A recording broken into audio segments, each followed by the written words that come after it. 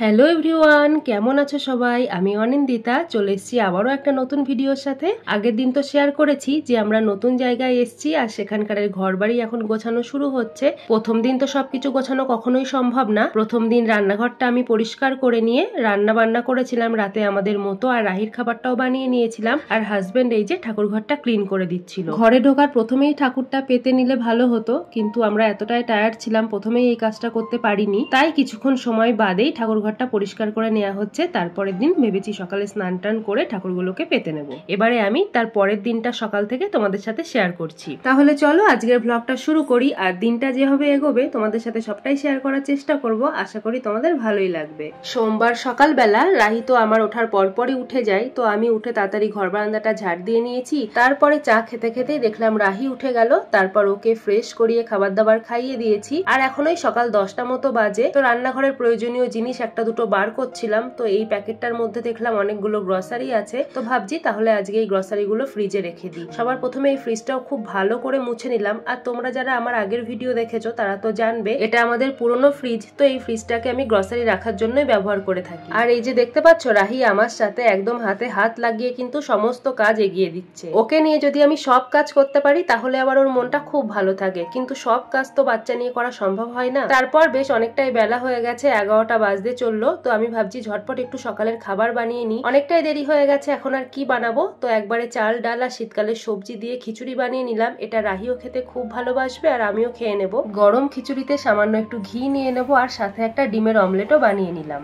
আর এবারে তোমাদের সাথে শেয়ার করছি যে ঘরটা আমাদের কতটা অগোছালো রয়েছে, সমস্ত জিনিসপত্রই ছড়ানো। সকালবেলা উঠে এই যে সোফাটা আগে ক্লিন করে নিলাম যাতে দেখতে একটু ভালো লাগে। তবে শুধু সোফাটা করলেই তো হবে না, বাকি সমস্ত জিনিসপত্র আজকে ভেবেছি গুছিয়ে ফেলবো। তার আগে রাহিকে তো স্নানও করিয়ে দিলাম, এবারে খাইয়ে ওকে ঘুমটা পাড়িয়ে দিই। তারপর একা একা আস্তে আস্তে সব কাজগুলো মন দিয়ে করতে পারবো। আর রাহি জেগে থাকলে সবসময় ওর দিকে খেয়াল রাখতে রাখতে আমার কাজটা ঠিকভাবে হবেই না। ফুলকপি আলুর তরকারি করবো বলে সকালবেলায় কেটে রেখেছিলাম, তো সেটা ভাবছি আগে রান্নাটা করে নিই। সম্পূর্ণ নিরামিষ ভাবে করেছিলাম। টমেটো আদা কাঁচা লঙ্কা দিয়ে মশলাটা বানিয়ে নিয়ে সেদ্ধ করে রাখার ভেজে রাখা আলু ফুলকপিগুলো দিয়ে খুব ভালোভাবে কষিয়ে রেখে গরম জল দিয়ে দিলাম। সবজিগুলো সেদ্ধ হয়ে গেলে লাস্টে একটু গরম মশলা দিয়ে নামিয়ে নিলাম। ভীষণই সুন্দর লাগে এই সময় এই রেসিপিটা খেতে। তারপর এই যে রান্নাঘরটারও দেখছো এরকম ছড়ানো অবস্থা, তো সম্পূর্ণ ভালো করে ক্লিন করে নিয়ে তোমাদের কাছে আবার ফিরে আসছি। আর এই ছড়িয়ে থাকা জিনিসপত্র দেখে রাহি তো ভীষণ খুশি। চলো ওকে আগে ঘুমটা পাড়িয়ে নিই, তারপরে আমি নিজের মতো সবকিছু পরিষ্কার পরিচ্ছন্ন করে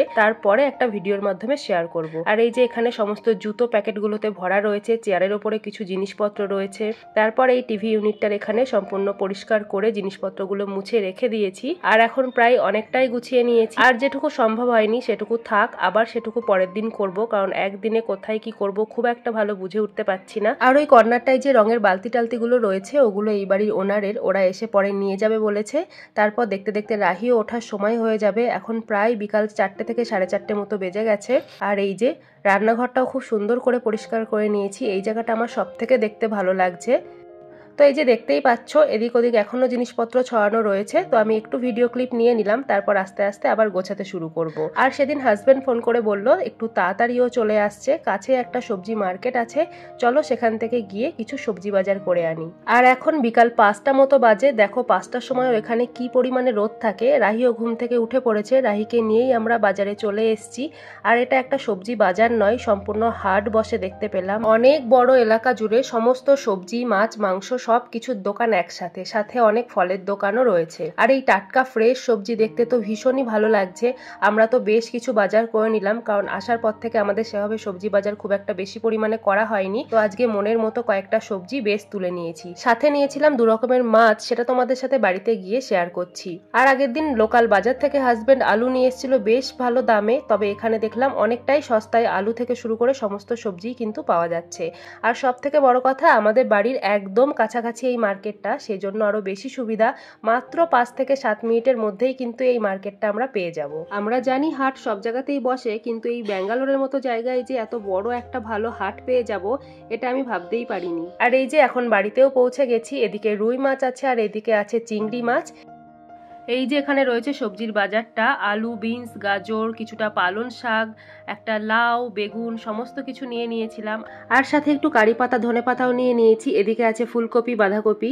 আর ওই যে ভাজাটা দেখালাম, ওই ভাজাটা এখানকার স্পেশাল, ভীষণ ভালো লাগে আমার খেতে। সব রকম ভাজা মেশানো থাকে, সাথে একটু মিছরিও দেওয়া থাকে, যে কারণে ভীষণ ভালো লাগে। তারপর সন্ধ্যাবেলা রাহিকে একটু পপকর্ন করে দিলাম। রাহি পপকর্ন খেয়ে আমার লিপস্টিক নিয়ে কপালে পরে বসে আছে, আর কিছুতেই লিপস্টিকটা আমাদেরকে দেবে না। তারপর আর কি, দেখতে দেখতে সন্ধ্যা প্রায় 8টা বেজে গেছে। এখন সমস্ত মাছগুলো ভালোভাবে পরিষ্কার করে ধুয়ে ফ্রিজে রেখে দিলাম, সাথে সবজিগুলো সব জায়গা মতো রেখে দিলাম। আর হাজবেন্ড বলল, আজকে সারাদিন এত খাটাখাটনি হয়েছে, তোমার আর রাতে ডিনারটা বাড়িতে বানাতে হবে না, চলো একটু রেস্টুরেন্ট থেকে গিয়ে খেয়ে আসি। তো আমিও ভেবে দেখলাম, হ্যাঁ কথাটা কিন্তু ঠিকই বলছে। তো আজকে আমরা যাই, গিয়ে সামনেই একটা রেস্টুরেন্ট আছে, সেখান থেকে গিয়ে আমরা ডিনারটা করে নিয়েছিলাম।